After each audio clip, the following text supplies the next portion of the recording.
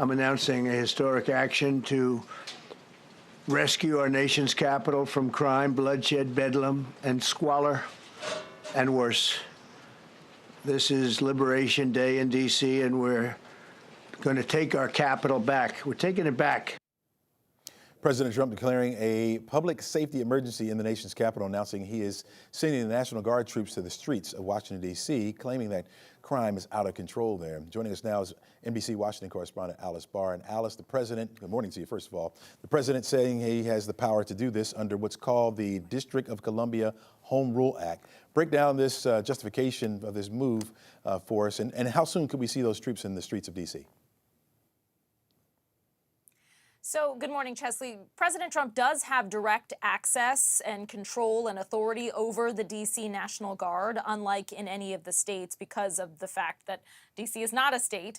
So there is a little bit of a difference here in terms of how he can tap the National Guard in D.C. However, it has never been done before to access this particular aspect of D.C.'s home rule. So a lot of people are pointing to just how unusual this move is. It is within his powers, and it is, similar to something that we've seen in Los Angeles, in other deployments of the National Guard and troops in the U.S. It's another step toward pushing the limits of the ability to use U.S. troops in American territory. The mayor of D.C., she slammed the move, but she did say that there's nothing really that D.C. can do at this point to legally block it. Speaking of the mayor, because of what she is saying, she's calling this an unprecedented move, as you just mentioned. Are we looking at this battle heading to the courts?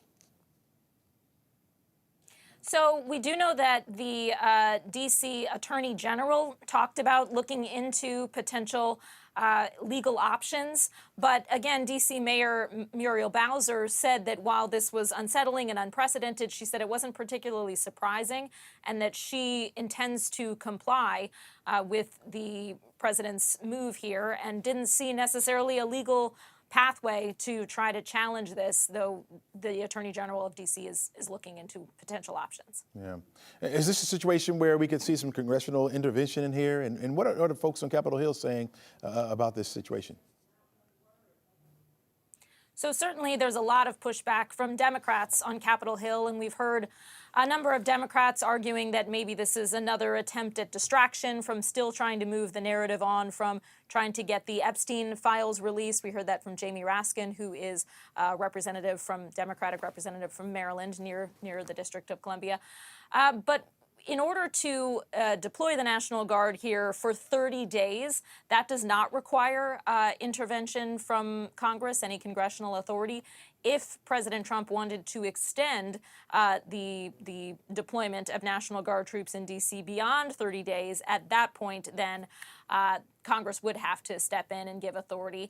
And something that, is left open-ended. We heard from Defense Secretary Pete Hegseth. He said that whether it's a matter of days, weeks, or months is up to President Trump, how long he actually wants to keep the deployment going, and what metrics would he necessarily be looking to decide whether he felt that there had been, an adequate improvement.